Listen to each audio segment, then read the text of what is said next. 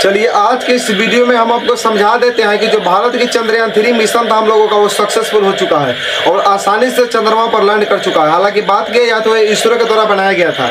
इस पर हम प्रॉपर तरीके से एक वीडियो अपलोड कर दिए इस चैनल पे, आप लोग वहाँ पे जा करके देख सकते हैं उस वीडियो को। उसका हम लिंक डिस्क्रिप्शन में दे देंगे, वहाँ से आप लोग देख करके पूरी अच्छी से जानकारी ले सकते हैं कि चंद्रयान 3 कैसे काम करता है और किस तरह से जा रहा है स्पेस में। ठीक है, हालांकि बात किया जाए तो इसके अध्यक्ष सोमनाथ जी हैं। इन्होंने बताया साफ साफ कि हमारा जो चंद्रयान 3 है वो आसानी से लैंड कर चुका है। हालांकि हम लोगों ने भी उसको लाइव देखा तो बहुत अच्छी तरह से बेहतरीन तरीके से बेचारा लैंड किया है, कोई हम लोग को वहाँ पे दिक्कत नहीं है।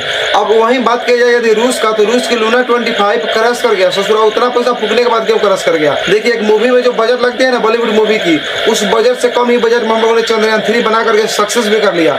और वहीं जो रूस ससुरा था उसका लूना 25 क्रैश कर गया। आखिर किन गलतियों के कारण उसका लूना 25 क्रैश किया, उसके भी बारे में हम इसमें चर्चा कर लेंगे। और साथ में बहुत लोग ये बात पूछ रहे हैं कि सर बताइए, जो चंद्रयान 3 चंद्रमा पर गया है आखिर उसमें कौन सा तेल डाला गया था, यानी किस ईंधन के द्वारा वहां पे गया है और कितना ईंधन डाला गया था। आखिर जो 14 दिन बाद वो वापस आएगा या ऊपर रह जाएगा, आखिर 14 दिन तक ही क्यों काम कर रहा है, टोटल चीज की जानकारी हम इस वीडियो में देखते हैं। आप लोग लगातार बने रहिए। देखिए, इसमें बहुत लोग ये भी बात पूछ रहे हैं कि सर एक बात बताइए हमको, आखिर चंद्रमा पर ऐसी क्या चीज है कि सभी लोग जाने के लिए बेचैन है? जापान उधर बेचैन है, इधर रूस बेचारा बेचैन था, सभी की मिशन सक्सेसफुल नहीं हो पाया। और इधर अमेरिका बेचारा बेचैन था, लेकिन भारत ने सबके ऊपर बाजी मार के चला गया। चलिए हम आपको ये भी बात अच्छी तरह से समझा देंगे कि आखिर चंद्रमा पर क्या है जिसको लेकर के सभी देश जाना चाहते हैं, और साउथ पोल पर ऐसी क्या खासियत है जिस पर उतरना बहुत काफी मुश्किल था। इसके बारे में तो हम प्रॉपर वीडियो आपको बना के दे दिए हैं, आप लोग इसको देख सकते हैं जाकर के, इसी चैनल पे अपलोड है। देखिए, पहले ये बात आप समझ लीजिए कि जो रूस का लूना 25 था वो कैसे क्रैश किया। देखिए, ये है आपके चंद्रमा के ऑर्बिट, और चंद्रमा के ऑर्बिट में 5 चक्कर कम से कम लगाने पड़ते हैं। कोई भी अंतरिक्ष यान हो उसको उतरने के लिए वहाँ पे 5 चक्कर लगाना कंपल्सरी होता है। इस ससुरा जब पहला ही ऑर्बिट पर इसके पहला ही चक्कर मारा उसी समय क्रैश कर गया, क्योंकि सॉफ्टवेयर इसका सही से काम नहीं किया और ओवर फायर हो गया इंजन, इसके कारण वो क्रैश कर गया। अब ये क्रैश कर गया वहां से, तो उसका सपना चकनाचूर हो गया, क्योंकि 21 अगस्त को क्रैश कर गया और 21 अगस्त को ससुरा उतरने वाला था यहाँ पे चंद्रमा पर। यदि उतर जाता तो विश्व का पहला ऐसा देश बन जाता रूस। लेकिन भगवान सबको देखने वाले होते हैं, भारत ने बहुत परिश्रम किया था बेचारा, और भारत जिस देश में हम लोग रहते हैं, गर्व है हमारे देश पर कि ऐसे ऐसे मिशन हम लोगों ने बनाया कि चांद तक का सफर मात्र 3 स्टेप में ही हम लोगों ने पूरा कर लिया। और वहाँ पे जाकर के अपने इंडिया का नाम रोशन कर दिया हमारे चंद्रयान 3 ने। इस ससुरा रूस का फेल हो गया वहाँ पे, और रूस वाला सब गुस्सिया वाला सा कि इंडिया वाला कैसे बनाया कि उसका पास हो गया। सीखने के लिए भेज देना चाहिए ना, आखिर तो हम लोग का मित्र ही है, लेकिन बीच बीच में दगाबाजी करते रहता है। इस ससुरा सा मतलब ठीक ठाक है, मतलब बीच बीच में थोड़ा बहुत करता है, खटपट होता रहता है, उतना चीज पर ध्यान नहीं देना चाहिए। देखिए, यदि लूना 25 का यदि बात की जाए बजट का, तो उसमें बहुत ज्यादा बजट लगा हुआ था, यानी हमारे जो चंद्रयान 3 है ना उससे कई गुना अधिक था। $200 मिलियन था बजट उसका। आप उसका अनुमान लगा सकते हैं, $1 में 82 रुपए होते हैं इंडियन के, और वो $200 मिलियन था। इसका आंकड़ा लगा सकते हैं आप कितना अधिक बजट था। जबकि बात की जाए अपने चंद्रयान 3 का, तो मात्र 615 करोड़ लगा था, और 615 करोड़ में हम लोगों ने चांद का सफर किया, क्योंकि हम लोगों ने ग्रेविटी का सहारा लिया और ग्रेविटी का फायदा उठा करके हम लोगों ने आसानी से लैंडिंग किया। कोई दिक्कत हम लोग के पास नहीं हुआ और कम फ्यूल भी खर्चा हुआ। ये ससुरा सीधे चंद्रमा पर भेज दिया, आसमान को चीरते हुए भेज दिया। उसका नतीजा हुआ वहाँ पे जाके क्रैश कर गया। देखिए, आप लोग तो ये अच्छी तरह से जानते हैं कि हमारे जो चंद्रयान 3 भेजा गया था वो 14 जुलाई के दिन भेजा गया था। जब भेजा जा रहा था तो हम लोगों ने देख करके बहुत ही उत्साहित हुए थे कि हाँ, हमारे जो चंद्रयान 3 मिशन है वो भगवान करे सक्सेस हो जाए, और सक्सेस होने के बहुत अधिक चांसेस भी थे। लेकिन हम लोगों ने वहाँ पे बहुत खुशियां मनाई थी, और भगवान देखने वाले होते हैं, और आसानी से जाकर के वहाँ पे 23 अगस्त के दिन 6:04 पर वहाँ पर लैंड भी कर गया। अब हम आप लोगों को ये भी समझा देते हैं कि चंद्रमा पर आखिर जो चंद्रयान 3 है वो कैसे लैंडिंग करता है। देखिए, यहाँ पे आप लोग समझिए, देखिए यहाँ पे देख रहे हैं चंद्रयान 3 है, एक चंद्रमा पर देखिए आसानी से लैंड कर रहा है। आप लोग को बता दें, देखिए ऊपर से धीरे धीरे आया, धीरे धीरे आकर देखिए यहाँ पे लैंड कर गया। इसी तरह से पूरी प्रोसेस होती है। हालांकि हम जितना देर में आपको समझा दिया उतना देर में नहीं हो पाती है, बहुत उसको लंबा चक्कर करना पड़ता है, 5 राउंड मारना पड़ता है। 5 राउंड मारने के बाद में उतर पाती है। लेकिन हम आप लोग को एक एनिमेशन के माध्यम से भी बता दिए हैं कि हाँ किस प्रकार से यहाँ पे उतरती है। आप लोग उसको देख करके डायग्राम को समझ सकते हैं वहाँ पे उतरने की क्या इसकी प्रक्रिया रही होगी। देखिए, चंद्रयान 3 में कौन सा फ्यूल डाला जाता है ये आपको समझने से पहले ये जान लेना जरूरी होता है कि चंद्रयान 3 में कितने इंजन काम करते हैं और कितने इंजन के बाद ये जा पाता है वहाँ पे। कोई भी यानी हमारे जो अंतरिक्ष एजेंसी के द्वारा लॉन्च किया जाता है इसरो के द्वारा, आखिर इसमें कितने स्टेप से होकर के गुजरती है तो ये समझना जरूरी होता है। देखिए, इस पर प्रॉपर हम वीडियो बनाए थे, लेकिन फिर भी आप नहीं देखे हैं तो हम आपको समझा देते हैं। इसमें 3 तरह के इंजन काम करते हैं। जो पहला है लैंडर। लैंडर का नाम हम लोगों ने विक्रम रखा है, यानी हम लोग क्या इसरो ने रखा है। और दूसरी का है रोवर, जिसका नाम प्रज्ञान रखा गया है। इसमें बहुत लोग प्रज्ञान सुन करके सोच रहे हैं कि आखिर ससुरा क्या आ गया चंद्रयान 3 में प्रज्ञान। देखिए रोवर का नाम प्रज्ञान है। हम रोवर का काम बता दिए हैं कि क्या होता है। रोवर का काम होता है जब चंद्रमा पर पहुंचता है ना कोई भी चंद्रयान, तो वहाँ पे रोवर का काम होता है उसको घूमना। जितना भी काम करेगा घूमने का रोवर काम करता है। और जो आपका लैंडर पता है वो डायरेक्ट उतर जाता है, उसका काम है लैंडिंग करना। और जो तीसरी का स्टेप है उसका नाम है प्रोपल्शन मॉड्यूल। देखिए हम आपको पहले समझा देते हैं कि चंद्रयान 3 जो है 3 स्टेप से कैसे गुजरा। देखिए पहले जो इसमें ईंधन डाला गया था, देख रहे हैं आप लोग स्क्रीन पर, इसको धक्का मार के देखिए यहाँ पर उड़ा दे रहा है, ऊपर की तरफ धकेल दे रहा है। इस ससुरा था सॉलिड ईंधन। सॉलिड ईंधन का मतलब होता है कि जो हम लोग पटाखे उड़ाते हैं ना दीपावली और छठ में, उसमें डाला जाता है जो ईंधन, उसको हम कहते हैं सॉलिड ईंधन।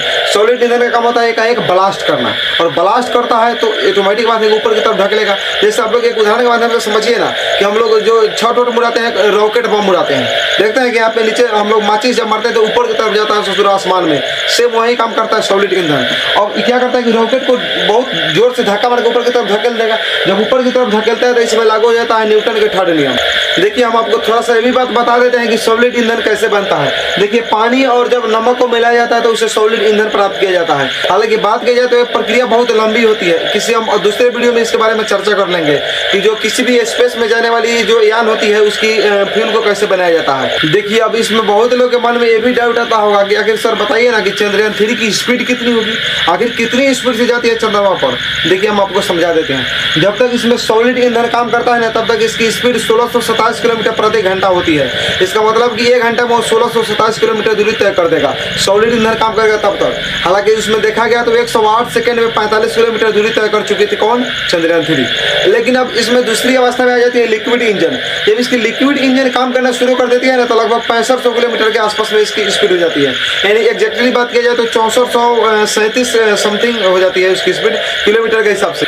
देखिए आप लोग लिक्विड इंजन का नाम सुनकर घबराइएगा मत। लिक्विड इंजन का मतलब जैसे हम लोग डीजल पेट्रोल लेते हैं ना, किरासन तेल वगैरह वगैरह जितने भी चीज होती है, जो पानी उनी होती है, सब लिक्विड होती है, ठीक है। तो लिक्विड इंजन का मतलब वही जो जैसे डीजल की अवस्था और पेट्रोल की अवस्था में डाला गया तेल उसे हम लिक्विड की अवस्था बोलते हैं। और वही जिसमें डाल दिया जाता है जिस इंजन में उसे हम लिक्विड इंजन बोलते हैं।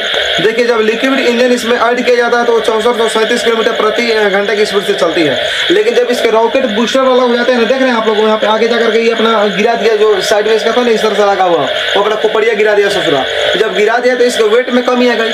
जब इसकी वेट में कमी आ गई तो इसकी स्पीड क्या हो जाएगी, बढ़ जाएगी ऑटोमेटिक, जिसके कारण वो 7000 किलोमीटर प्रति घंटे के हिसाब से चलने लगती है। यानी अब उसकी स्पीड कितनी हो गई, बढ़ करके 7000, यानी 1 घंटे में 7000 किलोमीटर दूरी तय करेगी।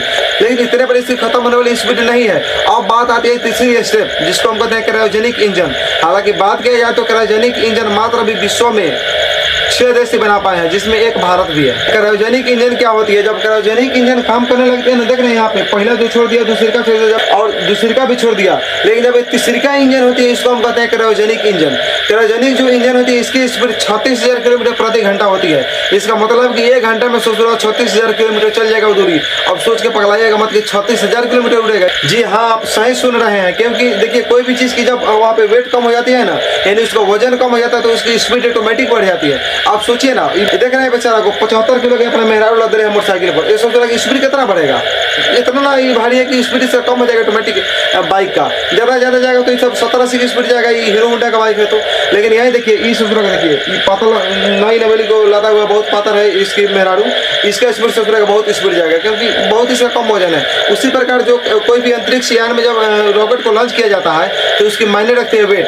जब उसकी वेट कम होगी तो उसकी स्पीड ज़्यादा हो जाती है। देखिए अब बहुत लोगों का कहना था कि आखिर बताइए सर कि चंद्रयान 3 जो है वो 14 दिन तक ही क्या वर्क करेगा, यानी काम करेगा, 14 दिन बाद में उसकी क्या हो जाएगी। देखिए हम आपको समझा देते हैं। दरअसल बात की जाए तो धरती पर अपने यहाँ 12 घंटे का दिन और 12 घंटे का रात होती है, लेकिन चंद्रमा पर ऐसी बात नहीं है। और चंद्रमा पर 14 दिन लगातार दिन होती है और 14 दिन की लगातार रात हो जाती है, ठीक है। और ये जो हमारे चंद्रयान 3 है उसमें लैंडर और रोवर है। जो लैंडर और रोवर जिसका नाम है विक्रम और प्रज्ञान, ये सिर्फ दिन में ही काम करते हैं। धूप रहेगा तो काम करेंगे, धूप नहीं रहेगा करेगा तो काम नहीं करेगा। जिस प्रकार से सोलर होता है ना गाँव में कि रतिया में सोच रहा काम ही नहीं करेगा, रतिया में उसको चार्ज नहीं होगा और दिन भर चार्ज होता है, उसी प्रकार से चंद्रयान 3 है वो केवल धूप में ही काम करेंगे और जैसे वो अंधेरा होंगे वो काम करना बंद कर देंगे। लेकिन चंद्रमा पर तो 14 दिन लगातार दिन होंगे और 14 दिन तक लगातार रात होंगे।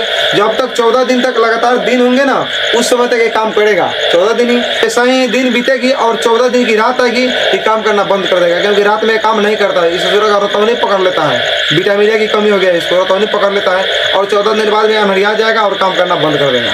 देखिए चंद्रयान 3 की जो तीसरा इंजन थी उसका नाम था क्रायोजेनिक इंजन। हालांकि हम बता दें क्रायोजेनिक इंजन के बारे में, इसमें जो फ्यूल डाला जाता है वो तरल हाइड्रोजन होता है और तरल ऑक्सीजन होता है। जो तरल हाइड्रोजन और तरल ऑक्सीजन मिलकर के इसको चलाते हैं। हालांकि बात की जाए चंद्रयान 3 में कितना फ्यूल डाला गया था तो 1696 किलोग्राम फ्यूल डाला गया था।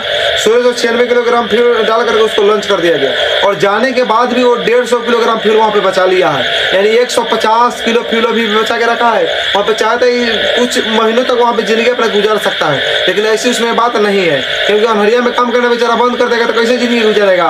अनहरिया में क्या कहेगा, अरे बेटा मगर हुआ कहाँ है तो कुछ इसको दिखाई नहीं देगा तो कैसे काम करेगा। आखिर चंद्रमा पर ऐसी क्या चीज है कि सभी देश जाना वहाँ पे पसंद कर रहे हैं और सभी देशों में यानी हाराबाजी समझते हैं ना, होड़ लगी हुई है जाने की वहाँ पे चंद्रमा पर। यानी हीलियम 3 एक एनर्जी का बहुत बड़ा सोर्स है, यदि इसकी पता सही तरीके से वहाँ पे जाकर के लगा लिया गया तो अगले 10,000 साल तक हमें एनर्जी की कोई जरूरत नहीं पड़ेगी, उसी हीलियम 3 से पूरा हो जाएगी। और अगले 10,000 साल तक इसका उपयोग हम लोग करने के बावजूद भी इसमें आखिर क्या खासियत है, आखिर 10,000 साल के बाद तो हीलियम 3 खत्म हो जाएगा।